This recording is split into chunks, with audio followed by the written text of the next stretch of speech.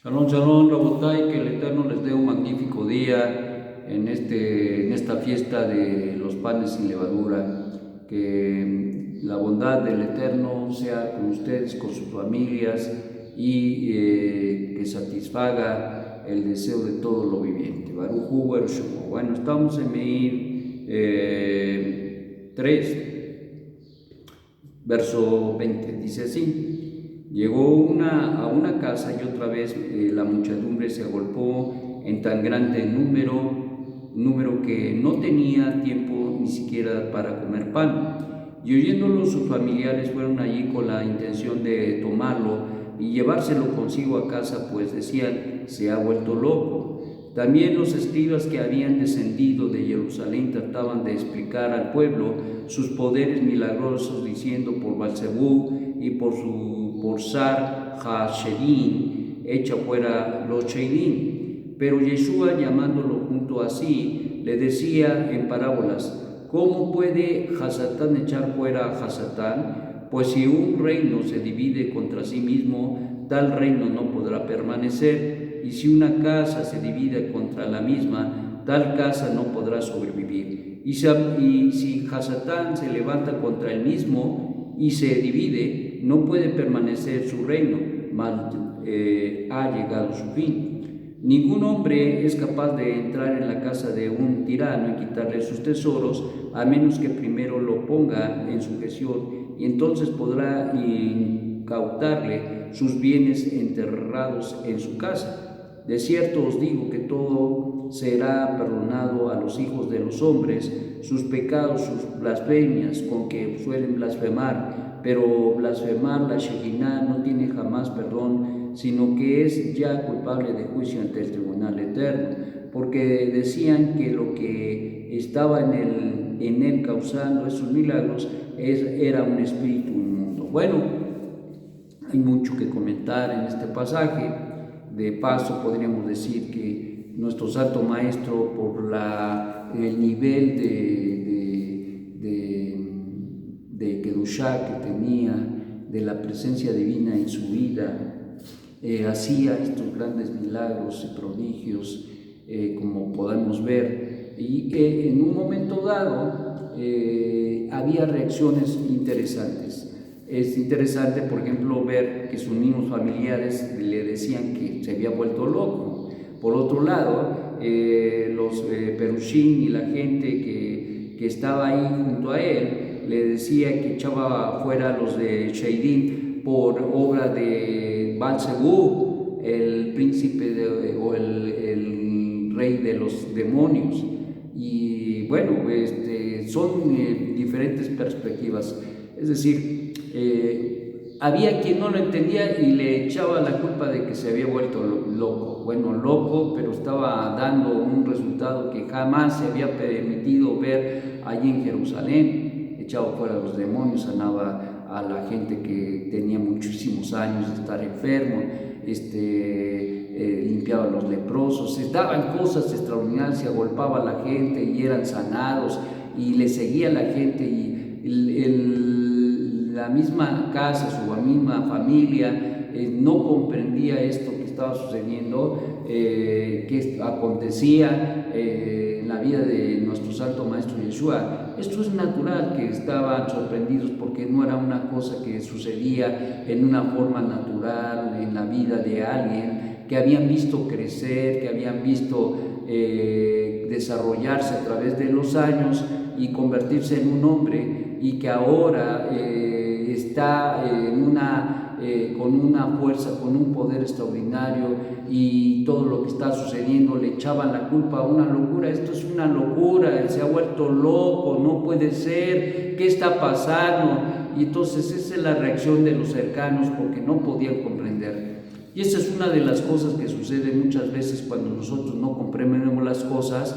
Inculpamos o culpamos situaciones y tomamos tomamos a mal las cosas que pasan, tomamos a mal las circunstancias que están aconteciendo, los eventos que están aconteciendo, a no poderlos entender ¿Quién podría razonar que eran echados fuera los demonios? Sabían en Israel que los demonios se echaban fuera, pero a ese nivel que se estaba haciendo, que literalmente nuestro santo maestro estaba limpiando la Galilea, Judea, Samaria, estaba pasando por todos esos lugares y por donde quiera que pasaba echaba fuera a los demonios, limpiaba a los leprosos, daba vista a los ciegos, caminaban aquellos hombres que que eran ya gente incapacitada en sus pies o en sus brazos o en cualquier forma, nuevamente serán restaurados sus miembros. Pues esto no había explicación y le echaban la culpa a una situación de locura. Eso es una locura, se volvió loco, y esto era lo que sucedía. Por el otro lado,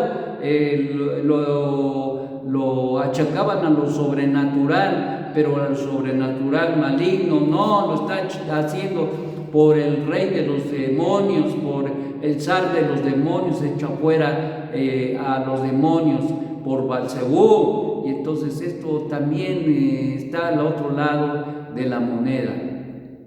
Había el conocimiento en Israel, se sabía, se comprendía estos eventos espirituales de los demonios, cosa que en muchas culturas se echa la culpa tal vez no a los demonios, pero que al muerto. No me visitó el muerto, no que se me echó encima el muerto. Son eventos que son conocidos, que son reconocidos dentro de las culturas, en especial hablando de México. Esa es la expectativa, y hay muchas situaciones de Ruach Tameh que se achaca cuando no se conoce, cuando no se sabe realmente qué es lo que está sucediendo, y esas fuerzas negativas que operan incluso trayendo enfermedades, trayendo devastación, trayendo y rompiendo la unidad y la unión entre matrimonio, entre familia. Y esto es precisamente causado muchas veces por el Ruach Tameh. Cuando alguien abre puertas y empieza a pecar, y esto, hermanos, tiene que ver con el hecho de la conducción. El camino de la vida tiene que ver con el cumplimiento de los mandamientos, vivir los mandamientos, hacer nuestros los mandamientos. Cuesta trabajo, sí, porque tenemos el Yetzer Hara que te insulta, que te empuja, que tiene una inercia fuerte sobre tu vida, pero que al final del día está vencido y que nosotros podemos decir no. Y es ahí a donde se abren las puertas, para que una persona sea inducido a hacer lo negativo, y esas situaciones negativas se transformen en Ruach Tameh, y posteriormente, incluso si esto crece y crece ya sin control, se vuelven Sheidim, y incluso grupos de Sheidim y números incontables de Sheidim, como pasó en el caso del Gadareno. Entonces, mis amados, esto tiene que ver precisamente con situaciones que el hombre hace. Como dice Proverbios,